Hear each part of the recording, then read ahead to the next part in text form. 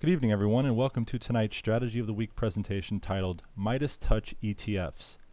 Many times we feel like we have to hit the home run ball on every trade to have success in the market. We try to develop trading plans that produce these astronomical returns only to be disappointed when these trading plans are put to work with real money. Now, these trading plans that I'm speaking about are still profitable, but they come nowhere near the gains that we expect. Tonight, I will introduce a new search which was created by Angel Clark, who is the creative marketing manager here at VectorVest. This new search combines our Midas Touch timing model with exchange-traded funds and has produced consistent and steady returns over the past 3 years. First, I'm going to explain the parameters of this new search that Angel created, and then I will lay out and discuss a trading plan that you can follow. Let's begin. So let me first move us from the home page into the Unisearch tool, and the new search is located in the ETFs folder, and it's right down here close to the bottom called Midas Touch ETFs.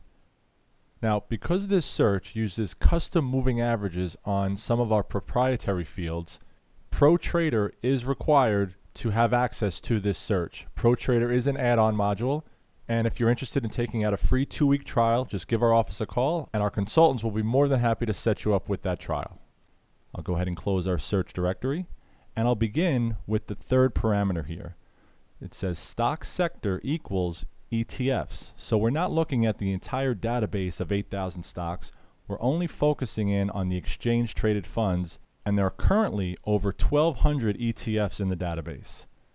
The next parameter, it says stock price actual, greater than or equal to 13 weeks ago stock price actual. So we want the price of these ETFs to be higher than it was 13 weeks ago. And the next few parameters is where she incorporated our Midas Touch timing model. She wanted the 10-day moving average on the stop price to be greater than the 65-day moving average on the stop price. She also wanted the 10-day moving average on the stop price to be greater than it was 13 weeks ago, and also the 40-day moving average on RT to be greater than 1. So with these 4 parameters here, the last 4 that we see, we're looking for ETFs that are essentially in uptrends.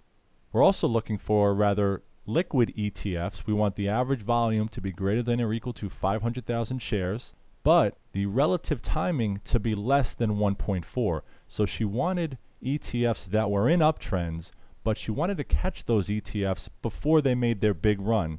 And if I were to eliminate that parameter, we may find ETFs with an RT of 1.8, 1.9, and at that point, we missed out on their big run. And that's why she looked for RT to be less than 1.4 to catch these ETFs much earlier. I'm going to go ahead and run that search, and you can see that she sorted this search by volume descending. So she wanted the most actively traded ETFs to come to the top of the list. High volume ETFs are much easier to get into and out of, and are also generally less volatile. You can see that the bid and the ask prices here, and we are using our real-time program, the bid and the ask prices are just about 1 penny apart. So these are very actively traded, and again, much easier to trade in and out of when that time comes. So with any new search that we create or you create at home, the next step is to test the efficacy of it in the backtester. The backtester allows you to incorporate money management and also market timing systems. I'm going to come up here and click on backtester. And you can see here the research that she came up with. We can see the name of the search, Midas Touch ETFs. She used our confirm calls as the timing list. Now, the ability to use market timing in a backtest does require you to have the add-on module called Auto Tester. Auto Tester is an add-on that's a one-time fee. If you would like to take out a free 2-week trial, just give our office a call, and a consultant will be more than happy to set that trial up for you. The start date here is July 30th of 2010, and the end date was July 30th of 2013. So we have a nice 3-year sample size to again test the efficacy of this new search. Over that 3-year time period, we can see we had just about 70% winning trades, a total gain of 78.18%. That's an average annualized rate of return of just over 26% a year. So one of the first things that I said is we try to develop these trading plans that produce triple-digit annualized rates of return. And sometimes we expect to double our money every single year. That's not very realistic. Here, though, when using a proven timing model, the Midas Touch, on actively traded ETFs, this produced a 26% annualized rate of return. So you can potentially double your money every 4 years, which is much more realistic and I'm sure acceptable to many of you out there. So we had an average annualized rate of return of 26% and a drawdown of just about 12.5%. And you could see by looking at this equity curve, that drawdown was right about here in April and May of 2012. But overall, you could see smooth and steady performance, not much volatile sawtooth action here. This trading plan steadily grew over time, continuing to hit higher and higher highs. Now let me click on the edit button and talk about the settings for this backtest. Now in the VectorVest views tonight, in the strategy section, we've attached a PDF file of the backtest settings so you can go ahead and recreate this backtest yourself, and also you'll have something to follow if you decide to trade this methodology going forward. I'll click on edit. Our account settings were the default $100,000 initial investment, $9.95 per trade, and we did not use margin. Our market timing system we used was the confirm calls, and she felt because the Midas Touch timing model is generally a much longer term system that the confirm calls just made sense here. It's a longer term timing system and it does a great job of catching the major market moves, similar to what the Midas Touch system does. I'll go ahead and click on next. The automation rules for the confirmed up situation. Our direction is long. We're buying ETFs from the Midas Touch ETF search. She used a 30% gain and a 15% loss to exit positions. If I click on stop criteria, she didn't want to use intraday stops. This is a more conservative approach, and intraday volatility wasn't a big concern. This is something where you can reevaluate your portfolio at the end of every trading day based on end of day stop criteria. If I go ahead and click on more settings, she tried to maintain 5 positions. During the up situations, she did automatically replace closed positions. She opened all 5 positions immediately. And when entering this up situation, she wanted to close any open position that was opened in a different situation. So we are going to play the market to the downside. I'll get to that in a second, but let me just finish the settings here for the up situation. We're going to invest the average portfolio value. We're going to buy odd lots.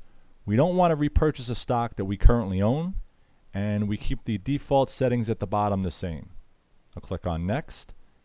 So the automation rules for the confirmed down situation, we're going to do essentially the same thing. We're going to buy long and we're going to buy from the same search. Remember the search parameters. We're looking for all ETFs that meet our Midas Touch timing model, which essentially means that they are in uptrends. The 40-day moving average on RT is above 1. The price of these ETFs were higher than they were 13 weeks ago. The 10-day moving average on the stop prices of these ETFs are trending higher. So even in a confirmed down situation, we're finding some really good candidates. And she also determined that taking your profits a little quicker worked on the downside. Remember, she started this test back in July of 2010.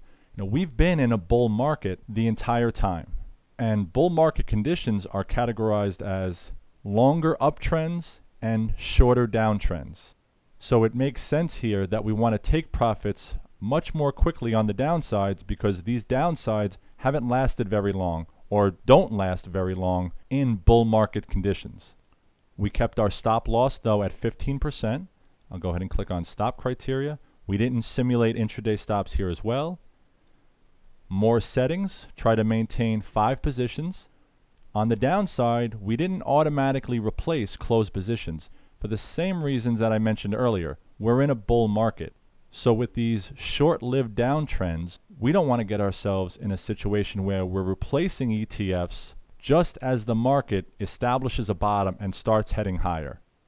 Now things might change a little bit if we do enter into bear market conditions, but being that this sample size represents bull market situation, we just don't want to replace any of these ETFs during a confirmed down situation.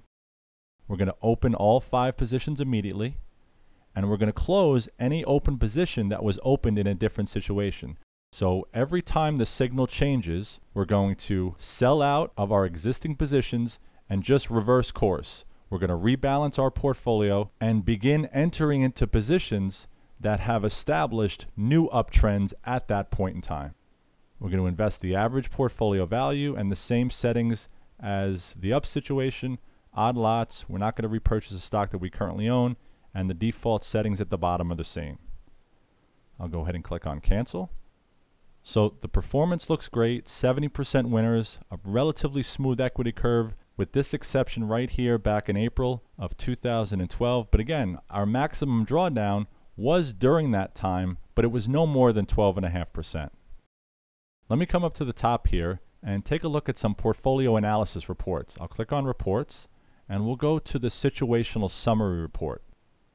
Okay, we can see we had a 78% gain. That's a 26% annualized rate of return. The VectorVest composite over that same time period went up just about 13%. So this methodology doubled the overall market performance. We had 18 winning campaigns and only 5 losing campaigns. So a campaign is from a confirmed up to a confirmed down. Another campaign would be a confirmed down to a confirmed up, and so on and so forth. So we won 18 times, we lost 5 times, for a campaign winning percentage at 78.26%. We had, again, 70% winners, 80 winners, 35 losers, maximum drawdown of just about 12.66%, and a CalMAR ratio of 1.68. Now, the CalMAR ratio looks at the relationship between the compounded rate of return and the maximum drawdown.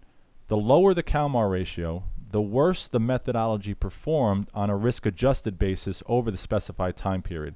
The higher the CalMAR ratio, the better it performed, and anything above 1 is considered favorable. So we're close to 2 here at 1.68.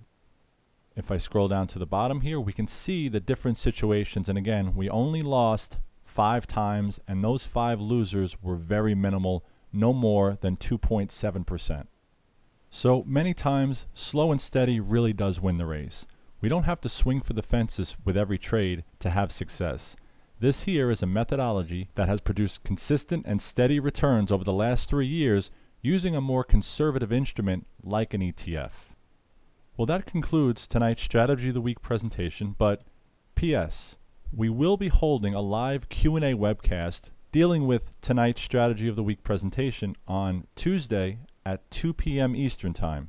Monday is, of course, Labor Day, so we will be holding this Q&A on Tuesday at 2 p.m., and you can register for this webcast at www.vectorvest.com/events, and the password for this webcast is Midas.